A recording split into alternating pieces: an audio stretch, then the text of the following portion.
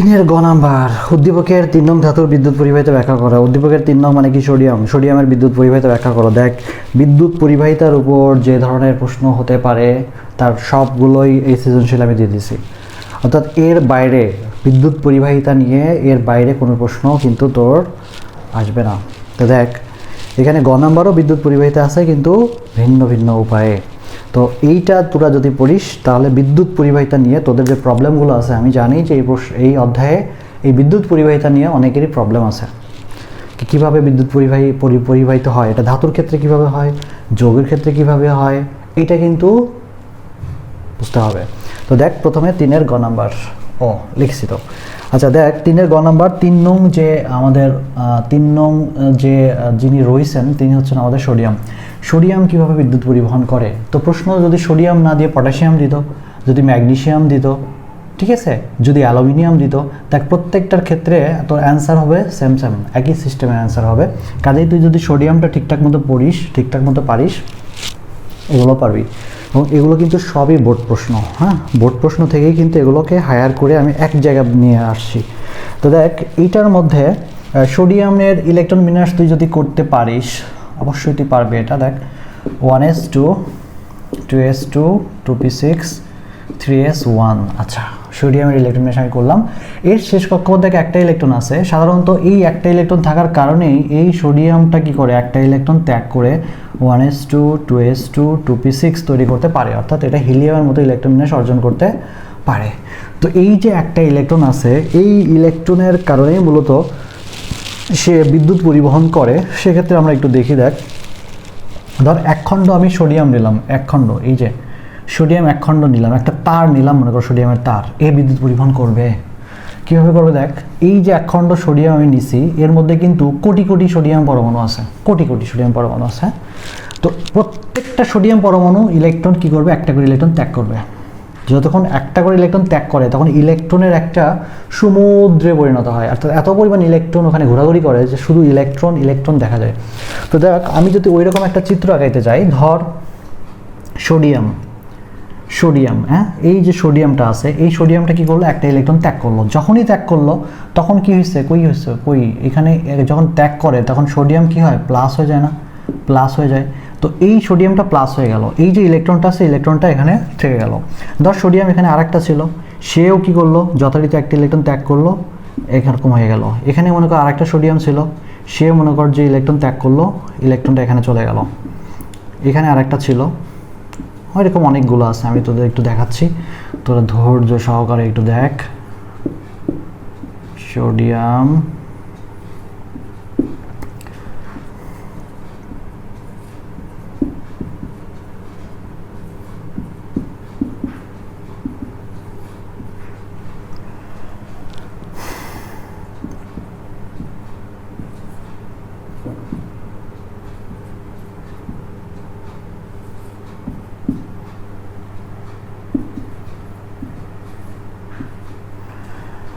ওকে, দেখ আমি বেশ কয়েকটা সোডিয়াম আছে, এরকম কোটি কোটি কোটি কোটি কোটি কোটি সোডিয়াম আছে। তো এখন যেখানে যে ঘটনাটা ঘটে, দেখ এই যে প্রত্যেকটা সোডিয়াম পরমাণু আছে, এর প্রত্যেকেই কিন্তু ইলেকট্রন কি করছে, এই যে ইলেকট্রন ত্যাগ করছে, এই যে একটা করে ইলেকট্রন ত্যাগ করছে। এই যে ইলেকট্রনটা এখানে আছে, এই ইলেকট্রনটা কিন্তু মুক্ত হয়ে গেছে। এই যে পরমাণুর মধ্যে প্রথমে ইলেকট্রনটা ছিল, কিন্তু পরবর্তীতে দেখ এই ইলেকট্রন এখানে নাই, ভ্যানিশ, তার মানে ইলেকট্রনটা কি হয়ে গেছে, চলে গেছে এখান থেকে। তো যখন চলে যায় এই ইলেকট্রনটা, ধর এই সোডিয়াম থেকে এই ইলেকট্রনটা বের হয়েছে, এই ইলেকট্রনটা কিন্তু এখানে থাকে না, সে পুরো ধাতব খণ্ডের মধ্যে কি হয়, ঘুরে বেড়ায়। ইলেকট্রনের একটা স্রোত তৈরি হয় এখানে, ইলেকট্রনের স্রোত, অর্থাৎ এইটাকে বলা হয় সঞ্চারণশীল ইলেকট্রন। সঞ্চারণশীল ইলেকট্রন, এটাকে কি বলা হচ্ছে, সঞ্চারণশীল ইলেকট্রন। এই যে সঞ্চারণশীল ইলেকট্রন, এখানে একটা ইলেকট্রনের স্রোত সৃষ্টি হয়। মূলত বিদ্যুৎ কাকে বলে, ইলেকট্রনের প্রবাহকে কিন্তু বিদ্যুৎ বলা হয়। ইলেকট্রনের প্রবাহ হচ্ছে বিদ্যুৎ। তো ইলেকট্রনের প্রবাহকে বিদ্যুৎ বলে। তো ইলেকট্রনগুলো কি এখানে কি প্রবাহিত হচ্ছে না, ঘোরাঘুরি করতেছে না, যে কারণে এখানে বিদ্যুৎ পরিবহন হবে। এখন দেখ, এখানে ধনাত্মক আয়ন আছে, ঋণাত্মক আয়ন আছে, তাই না? এখন যদি এইখানে দুইটা তড়িৎদ্বার দেয়া যায়, তড়িৎদ্বার মনে কর দুই পাশে দুইটা লাগাই দিলাম আমি, দুটো তড়িৎদ্বারের মধ্যে একটা মনে কর ধনাত্মক তড়িৎদ্বার দিলাম, আর একটা মনে কর ঋণাত্মক লাগাই দিলাম। তো এখন যে ঘটনা ঘটে, এই যে ভেতরে যারা ঋণাত্মক আছে তারা ধনাত্মকের দিকে দৌড়ায়, যারা ধনাত্মক আছে তারা ঋণাত্মকের দিকে দৌড়ায়। দেখ এটা আছে কি ধনাত্মক, তো এই ধনাত্মকের দিকে এই যে ঋণাত্মক যারা আছে অর্থাৎ ইলেকট্রন যারা আছে এরা কি দৌড়াবে এদিকে, এদিকে দৌড়াবে, এদিকে দৌড়াবে, এদিকে দৌড়াবে, তাই না? এদিকে দৌড়াবে, এদিকে দৌড়াবে, এদিকে দৌড়াবে, এদিকে দৌড়াবে। আর যেগুলো হচ্ছে ধনাত্মক আছে, দেখ ধনাত্মক কারা আছে, সোডিয়াম আছে, এরা কি করবে এই বিপরীত দিকে দৌড়াবে, এই বিপরীত দিকে, এই বিপরীত দিকে। তো যখন এরকম দৌড়াইতে থাকে ইলেকট্রনগুলো যেদিকে দৌড়ায় ঠিক তার বিপরীত দিক থেকে বিদ্যুৎ উৎপন্ন হয়। একটা কথা মাথায় রাখবি যে ইলেকট্রন যেদিকে যাচ্ছে ঠিক তার বিপরীত দিক থেকে কি হয়, বিদ্যুৎ উৎপন্ন হয়। তো সাধারণত যে কোনো ধাতু, ধর তোর যদি পটাশিয়াম দিত, পটাশিয়াম একটা ইলেকট্রন ত্যাগ করে, সেটার ক্ষেত্রেও এইভাবেই দেখাই দিবি। যদি ম্যাগনেসিয়াম হয় সে দুটো ইলেকট্রন ত্যাগ করে, সেক্ষেত্রে ইলেকট্রন সংখ্যা আরও একটু বাড়ায় দিবি তোরা। যদি অ্যালুমিনিয়াম দেয় সে 3টা ইলেকট্রন ত্যাগ করে, এটার ক্ষেত্রে ইলেকট্রন সংখ্যা আরেকটু বাড়ায় দেবে, 3টা করে ইলেকট্রন এক একটার জন্য। তো এইভাবে তোরা ব্যাখ্যা করবি যে এখানে একটা কি হয়, ইলেকট্রনের স্রোত সৃষ্টি হয়, এই যে দিক থেকে ইলেকট্রন স্রোত আসতেছে তার বিপরীত দিক থেকে বিদ্যুৎ উৎপন্ন হয়। খুবই সিম্পল, সোডিয়াম এইভাবেই কি করে বিদ্যুৎ উৎপন্ন করে। আমরা পরে চলে যাই পরবর্তী 3 ঘ নম্বর বলছে প্রথম ও দ্বিতীয় যৌগ দুটির বন্ধন প্রকৃতি ভিন্ন হওয়া সত্ত্বেও এরা জলীয় দ্রবণে বিদ্যুৎ পরিবহন করে যুক্তিসহ। আচ্ছা ঠিক আছে, দেখ সোডিয়াম ক্লোরাইড আমরা একটু আগে এগুলো করে ফেলছি, এই জন্য আমি এখন ওই রকম দেখাবো না। HClটা একটু পরে তোদের আরেকটা 4th নাম্বার সৃজনশীলে এইটার গঠন ব্যাখ্যা আছে। তো দেখ এই দুটার ক্ষেত্রে এইটা হচ্ছে আয়নিক যৌগ, এটা হচ্ছে সমযোজী যৌগ, একটা আয়নিক আর একটা হচ্ছে সমযোজী। তো এরা আয়নিক সমযোজী, কিন্তু এরা দুইজনে বিদ্যুৎ পরিবহন করে, দুইজনে বিদ্যুৎ পরিবহন করে, সেটার ব্যাখ্যা তোর কাছে চেয়েছে।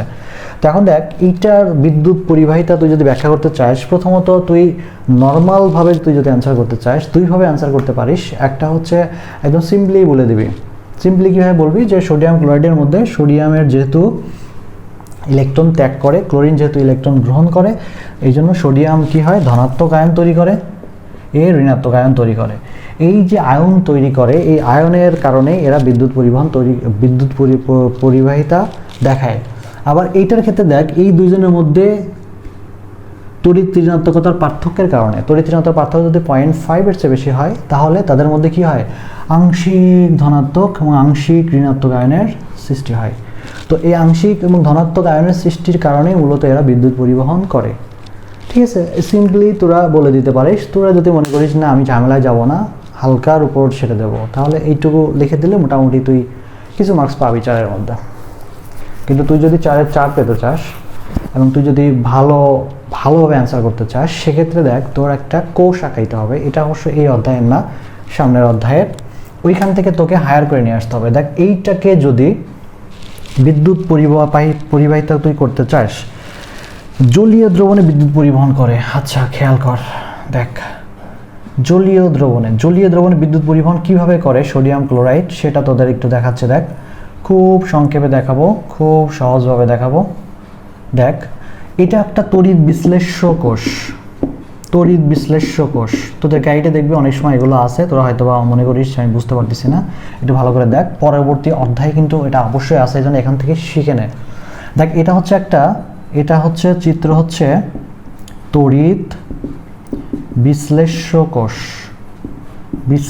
কোষ। হ্যাঁ, এর মধ্যে কে আছে sodium chloride, aqueous sodium chloride, তার মানে জলীয় সোডিয়াম ক্লোরাইড আছে। তো এখানে যে ঘটনাটা ঘটে এর মধ্যে দেখ সোডিয়াম ক্লোরাইড কিন্তু আছে এবং পানিও আছে, তার মানে এখানে এরা আয়নিত অবস্থায় থাকবে, ক্লোরিন অবস্থায় থাকবে, হাইড্রোজেন আয়ন থাকবে, OH এটা থাকবে, এরকম আয়নিত অবস্থায় থাকে। তো এখানে যে ঘটনাটা ঘটে এইটা কি অ্যানোড হিসেবে কাজ করে, অ্যানোডে সবসময় কি ঘটে জারণ ঘটে। এইটা হচ্ছে ক্যাথোড হিসেবে কাজ করে, এখানে কি ঘটে বিজারণ ঘটে। হ্যাঁ আচ্ছা, জারণ মানে ইলেকট্রনের সারণ, বিজারণ মানে ইলেকট্রন গ্রহণ। আচ্ছা এখন দেখ যখন এইটা যদি অ্যানোডে কারা যায়, অ্যানোডে অ্যানায়ন যায়। দেখ এখানে অ্যানায়ন কারা, অ্যানায়ন আছে কে, অ্যানোডের বিক্রিয়াটা আমরা একটু দেখি। অ্যানোডে কি হয় সবসময় কি জারণ ঘটে না, জারণ মানে ইলেকট্রন, ইলেকট্রন চারণ। দেখ অ্যানোডে যাবে অ্যানায়ন, অ্যানায়ন কে আছে এখানে, অ্যানায়ন আছে, এইটা আছে এবং এইটা আছে, দুইটা অ্যানায়ন এই দ্রবণের মধ্যে আছে। তো এই দুইটার মধ্যে যে কোনো একটা অ্যানোডে যাবে, যে কোনো একটা অ্যানোডে যাবে। তো সেক্ষেত্রে কি হয় দেখ, তো সক্রিয়তা সিরিজে যে সবার নিচে, সক্রিয়তা সিরিজে যার সক্রিয় এইটা বেশি, সে কি করবে, অ্যানোডে চলে যায়। দেখ এইটার সক্রিয়তা ক্রম হচ্ছে, একটু তোকে দেখাই দিই। দেখ নর্থ সাউথ কলেজ BIO। দেখ এই যে এইটা ওরা একটু ফলো করে, এটা একটু ফলো করে ওরা 2 মাইনাস। দেখ সবচাইতে সক্রিয় হচ্ছে A, এটা ইলেকট্রন যাওয়ার ক্ষেত্রে। এখানে দেখ ক্লোরিন কোথায় আছে, এখানে আছে, তাহলে A সবচেয়ে সক্রিয়, যে কারণে এই OH-টা কি করবে, এরা অ্যানোডে যাবে, এই অ্যানোডে যাবে। OH কই, এই OH বাবাজি অ্যানোডে যাবে। অ্যানায়ন অ্যানোডে যায়, মাথায় রাখবি যে অ্যানোড কেন নামকরণ করা হয়েছে, কারণ অ্যানায়নগুলো এখানে যায়, যে কারণে এর নাম হচ্ছে অ্যানোড। দেখ OH যখন এখানে আসে, সে কি ইলেকট্রন ত্যাগ করবে না, সে ইলেকট্রন ত্যাগ করবে। এখন দেখ A যখন ইলেকট্রন ত্যাগ করে, 4টা ইলেকট্রন সাধারণত ত্যাগ করে, 4টা ইলেকট্রন ত্যাগ করলে পারে পানি হয় 2টা আর একটা অক্সিজেন হয়। এটা বোঝার উপায় তোকে দেখা দিই। ধর OH তুই 4টা লিখলি, এখানে 4টা OH দিলে। এখন দেখ H2O, এখানে একটা H2O দিলি, তারপর H2O, এর যে একটা H2 দিলি, তাহলে 2টা H2O লিখলি, আর বাকি এই যে একটা অক্সিজেন, এইটা অক্সিজেন, 2টা অক্সিজেন বেঁচে গেল না, এই যে অক্সিজেন। তাহলে এইভাবে কি হয়, 4টা ইলেকট্রন যখন OH যখন 4টা ইলেকট্রন ত্যাগ করে, তখন এই জিনিসটা তৈরি হয় এখানে। আচ্ছা, এটা অ্যানোডে বিক্রিয়া গেল। এবার দেখ ক্যাথোডে বিক্রিয়া কি ঘটে। ক্যাথোডে কি হয়, বিজারণ হয়, ক্যাথোডে বিজারণ হয়। আচ্ছা, এখন দেখ ক্যাথোডে ক্যাটায়ন যাবে, এখানে ক্যাটায়ন কয়টা আছে, ক্যাটায়ন আছে কয়টা, দেখ সোডিয়াম আছে, আর একটা আছে কি কই, এই যে হাইড্রোজেন আছে, হাইড্রোজেন। আচ্ছা, সোডিয়াম আছে, হাইড্রোজেন আছে। তো এইটার ক্ষেত্রে কে যাবে, যে কোনো একটা যাবে। তো এইটার ক্ষেত্রেও দেখ একটা সক্রিয়তা সিরিজ আছে, সক্রিয়তা সিরিজের তোর হচ্ছে একটা ছন্দ আছে, কেনাকে মেঘাইবার এলো যেন ফিরে সোনা পাবে, হায় কৃপণ হাজিয়াস পেটাবে আমায়, এরকম ছন্দ আছে। ছন্দ দ্বারা দেখবি সবার নিচে যে অবস্থা সে আগে যায়, এইটা হচ্ছে সবার, এইটার চেয়ে এইটার নিচে আছে। তো এইটার ক্ষেত্রে তাহলে কে যাবে, দেখ হাইড্রোজেন যাবে। এ কি করবে, যেহেতু ইলেকট্রন গ্রহণ করার পালা, সেই ইলেকট্রন গ্রহণ করে হাইড্রোজেন পরমাণু তৈরি করবে। তো হাইড্রোজেন পরমাণু হয়ে এটা তো ক্ষান্ত থাকে না, কারণ এটা অণু গঠন করার জন্য লাফালাফি পারে। এই যখন 2টা করবে, তাহলে এই 2টা হয়ে যাবে, এই 2টা হয়ে যাবে, হয়ে গেল। তো এখন দেখ এই যে জারণ এবং বিজারণ বিক্রিয়া ঘটলো, এই জারণ বিজারণ বিক্রিয়া যখন একত্রে করা যাবে, তখনই এদের মধ্যে কি হয়, এদের মধ্যে এক ধরনের বিক্রিয়া সম্পন্ন হয়। হ্যাঁ, এদের মধ্যে বিক্রিয়াটা সম্পন্ন হয়, তখনই কি হয়, এদের মধ্যে এক ধরনের বিদ্যুৎ পরিবাহিতা, সেটা বোঝা যায় যে এর মধ্যে বিদ্যুৎ পরিবহন ঘটছে। তো এখন ধর তোর যদি HCl দিয়ে দেয়, তুই কি করবি, যথারীতি একইভাবে এখানে তাহলে কি কি আয়ন থাকবে, OH থাকবে, হাইড্রোজেন থাকবে, এখানে হাইড্রোজেন আয়ন আছে, ক্লোরাইড আয়ন আছে। তো সেক্ষেত্রে তোর ছোট করে আমি দেখাই দিচ্ছি। দেখ এখানে কই অ্যানোডে বিক্রিয়া, কই অ্যানোডে যে বিক্রিয়াটা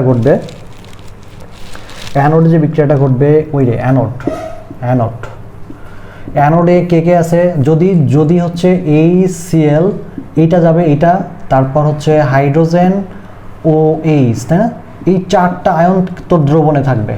তো এখন অ্যানোডে কে আছে, অ্যানায়ন আছে, এইটা আছে, OH আছে। হ্যাঁ, তো এইটার ক্ষেত্রে যথারীতি সেম নিয়ম, তোর এইটাই যেটা আছে ওইটার ক্ষেত্রে এইটাই যাবে। ক্যাথোডে কি হবে, দেখ ক্যাথোডে ক্যাটায়ন কে আছে, ক্যাটায়ন আছে, এইটা আছে, দুইটাই যে সেম জিনিস, তাহলে অবশ্যই হাইড্রোজেন যাবে। তাহলে দেখ বিক্রিয়াগুলো সেম হচ্ছে না, হচ্ছে। অ্যানোডে যে ধরনের বিক্রিয়া হচ্ছে, ক্যাথোডে সেম ধরনের বিক্রিয়া হচ্ছে। তাহলে দেখ দুই ধরনের যৌগ, একটা আয়নিক যৌগ আর একটা হচ্ছে সমযোজী যৌগ, কিন্তু উভয়ই এরা কি করে, জলীয় দ্রবণে বিদ্যুৎ পরিবহন করতে পারে। এবং জলীয় দ্রবণে বিদ্যুৎ পরিবহন করতে পারে, এটা যদি তুই এইটা দিয়ে যদি দিতে চাস, তাহলে তুই এখানে ফুল মার্কস পাবি, কোনো সমস্যা নাই। আর যদি তুই এমনি নর্মালি খালি ধনাত্মক ঋণাত্মক আয়নের বিষয়টা দিয়ে তুই এখানে এটা উল্লেখ করিস, তাহলে সেখানে হয়তো বা মার্কস কিছু কমিয়ে দিতে পারে, বা ফুল মার্কসও দিতে পারে, কোনো সমস্যা নাই। তো আমার মনে হয় যে বিদ্যুৎ পরিবাহিতার ব্যাপারে তোর আর কোনো কনফিউশন থাকার কথা না। এখানে যেভাবে তুই এইটা অন্তত শিখলি, যে কোনো মৌল হোক, মানে যে কোনো ধাতু হোক বা যে কোনো যৌগ হোক, যদি বিদ্যুৎ পরিবাহিতার ক্ষেত্রে বলে, সেক্ষেত্রে তুই এই ফরম্যাটে করে দিবি, তুই ফুল মার্কস পাবি, কোনো সমস্যা নেই।